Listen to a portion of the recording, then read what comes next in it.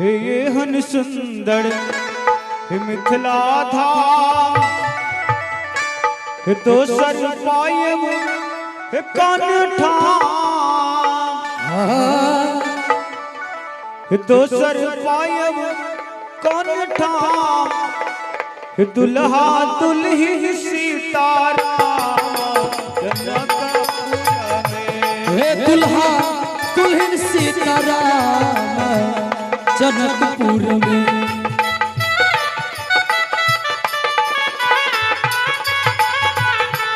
दुल्हा दुल्हन सीताराम जनकपुर में दुल्हा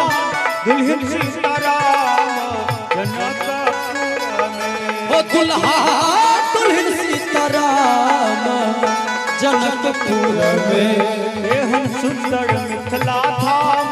दोसर पायब कान ठाम एहन सुंदर मिथिला धाम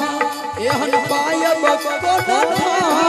एहन सुंदर मिथिला धाम दोसर पायब कान ठाम एहन सुंदर मिथिला धाम दोसर पायब कोन ठाम दुल्हा दुल्ही सीताराम जनकपुर में दुल्हा दुल्हन सीताराम जनकपुर में दुल्हन सीताराम जनकपुर में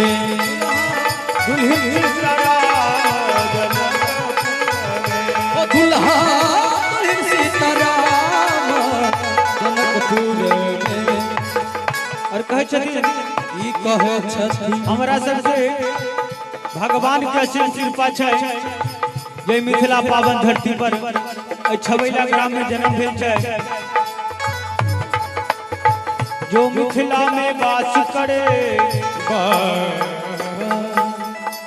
जो मिथिला में वास करे साग पात नित खाय वाको भागन को निरखे तो ब्रह्मा बोल श्री मिथिला धाम जखन मिथिला हमर बात हम न करबन किनको याद जखन मिथिला हमर पास हम न करबन किनको याद जखन मिथिला हमर बात हम न करबन किनको याद जखन मिथिला हमर पास हम न करबन किनको याद सखी आहे हम सब जितने मिथिला वासी छी श्री किशोरी जी हमरा सबके बहिन रूप मानल गेलो ये हमर बहिन बसन खास जनकपुर में हमर बहिनी बसन खास जनकपुर में हमर बहिन बसन खास जनकपुर में हमर बहिनी बसन खास जनकपुर में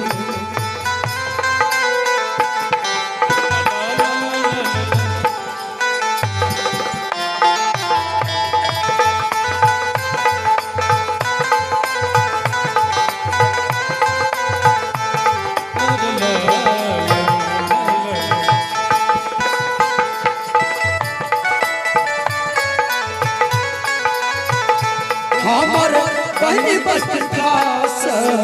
जनकपुर में सखी आहे सिया बहिन सुकुमार धिया जाना का दुलार कुमार सखी आहे ये अगले हमरा मामा जी की तरफ से अच्छा 501 रुपया जय हो बोल देन का समाज परिवार की जय हमर बहिनी बसन खास जनकपुर में हमर बहिनी बसन खास जनकपुर में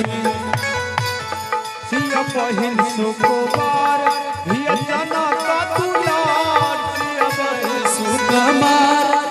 जाना का दुलार सिया बहिन सुकुमार धिया जाना का दुलार सिया बहिन सुकुमार जाना का दुलार बोल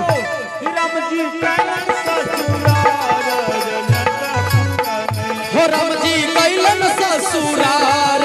जनकपुर में राम जी कैलन ससुरार जनकपुर में राम कैलन ससुरार बोल श्री मिथिला धाम की जय। सखी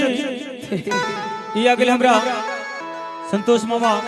कर्मचारी साहब उनका जी तरफ से 101 रुपया बोल उनकर समाज परिवार की जय। गोपाल की बोल दान देने वाला की जय हो।